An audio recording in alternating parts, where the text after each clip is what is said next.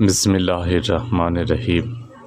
حضرت ابو ہریرہ رضی اللہ تعالیٰ عنہ سے روایت ہے کہ نبی کریم صلی اللہ علیہ وسلم نے ارشاد فرمایا، ایمان کی 70 سے زائد شاخیں ہیں، ان میں سب سے افضل لا الہ الا اللہ کا پڑھنا ہے اور سب سے کم درجہ راستے سے کسی تکلیف دہ چیز کو ہٹانا ہے۔ حضرت ابو داؤد رضی اللہ تعالیٰ عنہ سے روایت ہے، نبی کریم صلی اللہ علیہ وسلم نے فرمایا کہ جو شخص 100 مرتبہ لا الہ الا اللہ پڑھا کرے،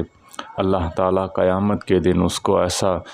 روشن چہرے والا اٹھائیں گے جیسے 14ویں رات کا چاند، اور جس دن یہ تسبیح پڑھے گا اس دن افضل والا عمل شخص وہ ہو سکتا ہے جو اس سے زیادہ پڑھے۔ نبی کریم صلی اللہ علیہ وسلم نے ارشاد فرمایا، جو آدمی جمعے کے دن یا جمعے کی رات کو مر جائے تو اللہ تعالیٰ اس کے لیے ایک شہید کا ثواب لکھتا ہے اور اس کو قبر کے عذاب سے بھی بچا لیتا ہے۔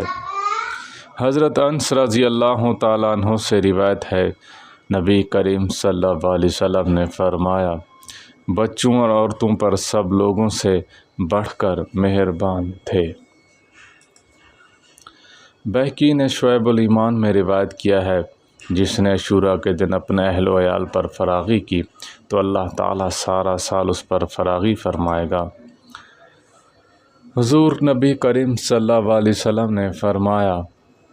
اللہ تعالیٰ نے ایک فرشتہ پیدا فرمایا جس کا ایک پر مشرق میں دوسرا مغرب میں، اور سر اس کا عرش کے نیچے اور دونوں پاؤں ساتوں زمین کے نیچے، اللہ تعالیٰ کی مخلوق کے برابر اس کے پر ہیں۔ جب میری امت کا کوئی بھی فرد مجھ پر درود پڑھتا ہے تو اللہ تعالیٰ اسے عرش کے نیچے نور کے سمندر میں غوطہ لگانے کا حکم فرماتا ہے، اور وہ اسی وقت غوطہ زن ہوتا ہے اور باہر نکل کر اپنے پروں کو جھاڑتا ہے تو اپنے پر سے ایک ایک قطرہ گرتا ہے، تو اللہ تعالیٰ ہر قطرے سے ایک فرشتہ پیدا فرماتا ہے، اور جو اس بندے کے لیے قیامت تک دعائے مغفرت کرتا ہے۔ اللہ تعالیٰ ہم سب کو عمل کرنے کی توفیق عطا فرمائے۔ وآخر دعوانا ان الحمد للہ رب العالمین۔